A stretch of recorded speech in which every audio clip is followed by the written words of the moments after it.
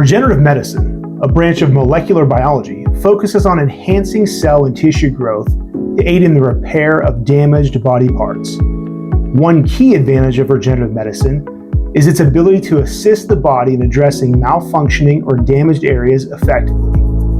Various treatment approaches are available to doctors to assist patients dealing with illnesses or injuries. Reactive care involves providing treatments to address the effects or symptoms caused by a disease or injury. Typically, this includes prescribing medications such as painkillers, muscle relaxers, and anti-inflammatories to manage pain and inflammation temporarily. Although these treatments offer temporary relief, they do not address the underlying issue. Pain indicates an existing problem, such as strains, tears, or ruptures. While medication can alleviate pain and inflammation temporarily, feeling better may lead to increased use of the affected body part, thereby potentially causing further damage. Continuing to use a malfunctioning body part without addressing the root cause can result in worsening damage over time. In some cases, prolonged neglect of the issue may lead to irreparable harm after months or even years. The other treatment method is to help fix whatever is not right inside your body causing the problem. This method is called corrective care. If you handle what is causing the pain, this can have a more permanent effect on your well-being. Stem cells are also considered regenerative medicine and a form of corrective care.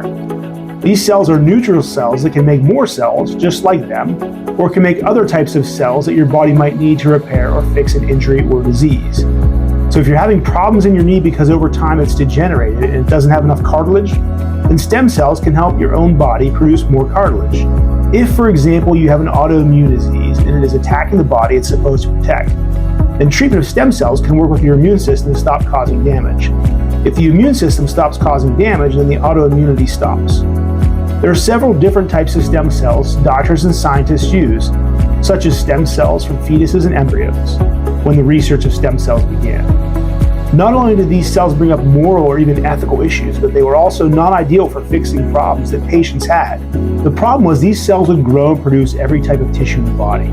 Because of this, they would sometimes grow things that were not wanted, like tumors or teratomas. The other issue with these stem cells is that the immune system would look at them like they were an invading force. The immune system would then attack and try to kill the administered cells. Because of this, doctors would have to give patients medication to lower their immune response. With the immune system lowered, the immune system can't respond and reject the treatment. Lowering the patient's immune response can leave them vulnerable and make it so that the immune system cannot protect the patient's body.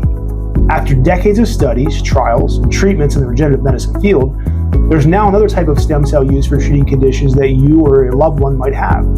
These cells do not have the adverse effects we just talked about, or the moral or ethical issues either.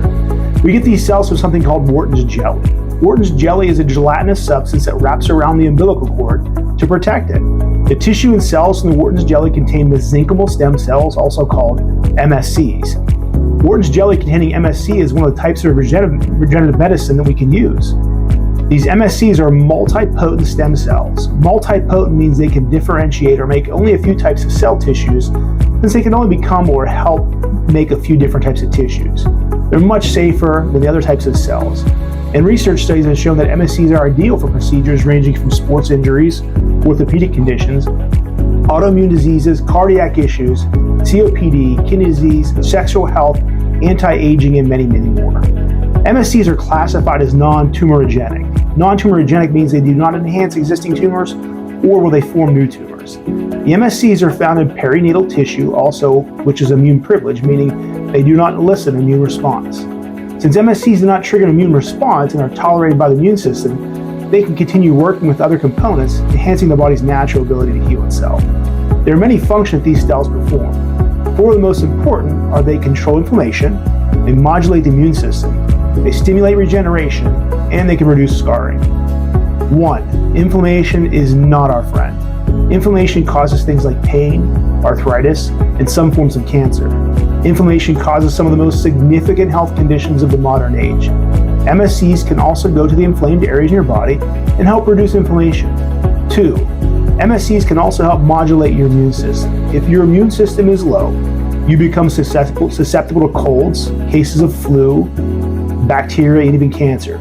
Sometimes there can be cancer or cancer-like cells in our body that do not become serious because our immune system eliminates them. Our immune system must be strong and active to help protect the body. Sometimes our immune system does not function properly. In other ways, it can attack our own body. This type of immune dysfunction is where people will get what's called autoimmune disease.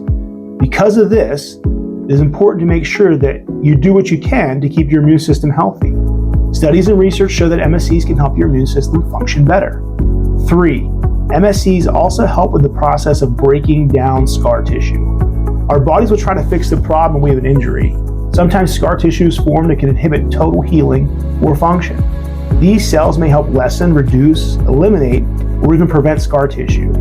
4th, maybe the most crucial thing that MSCs do is they help with generation and regeneration. These cells can help generate and grow your body when you were young. They also regenerate and replace cells as they die.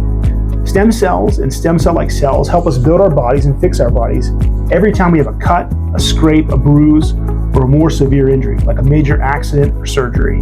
They also maintain our body by supplying it with cells, as they naturally die and must be replaced. When we are born, we have the highest concentration of MSCs to other types of cells in our body.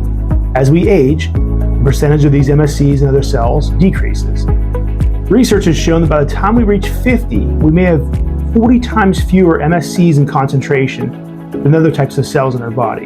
If MSCs are part of what helps our body heal itself, we have 40 times fewer cells when we are 50 compared to when we were born. We have 40 times less potential to help fix, repair ourselves, or even maintain life. So when we are 80, it can be as low as 1 MSC to every 2 million cells. That means that the body is 200 times less able to regenerate, repair, or even maintain life. An excellent way to look at it is when we are born, we receive a regenerative inheritance account of these cells. This is when our account has the highest balance. So right away we start to withdraw or use up our balance. We need these cells to heal, repair, and regenerate things when we get injured. We also need those cells to just maintain our bodies. As we continue to age and use up these resources, it becomes harder and harder for our bodies to fix injuries, repair themselves, and maintain themselves. As we age and our bodies slow down, so do our stem cells. For example, it takes longer for one cell to become 2 or divide and multiply. As a fetus, it takes around 20 to 24 hours for a cell to become another. Approximately at 60 to 65 years old, the doubling time or amount of time it takes for one cell to become 2 cells is every 60 hours. A fetal cell that has a doubling time of 20 to 24 hours can give rise to 1 billion cells in 31 days. A cell with a doubling time of 60 hours, when someone's around 65, becomes only a few hundred to a few thousand cells in 31 days. This may very well be why the aging process accelerates as we age. If we look at the 90-year lifespan and break it into 3 parts, here's how it could look. You would not see a lot of aging in the first 1/3 or 30 years. In the next 30 years, from age 31 to 60, we start to see aging, hair turning gray or falling out, wrinkles begin to show, and your body starts slowing down and cannot heal as fast or do as much as you used to from the age when you were earlier. From the age of 61 to 90, this accelerates even more. You can see the parallel between the decrease in the number of cells we have, how fast they can reproduce, and how many different building blocks of the body they can produce. Our bodies just simply cannot meet the demands as we deplete this regenerative account. We do not have enough in our account and we lose the ability to heal, repair, and regenerate. This is because of the natural aging process and the various changes in the body over time. One of the hallmarks of aging is stem cell exhaustion, which can have a significant impact on our health and well-being. Remember, stem cells are essential for regenerating tissues and organs in the body. They have the unique ability to differentiate into different cell types, making them incredibly valuable in maintaining our health and vitality.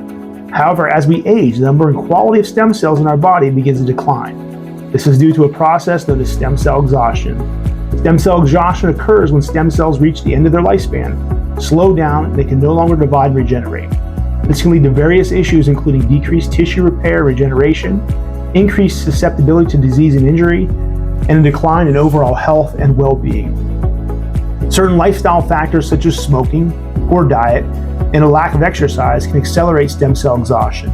By maintaining a healthy lifestyle, patients can help slow the aging process and preserve their stem cell function for longer.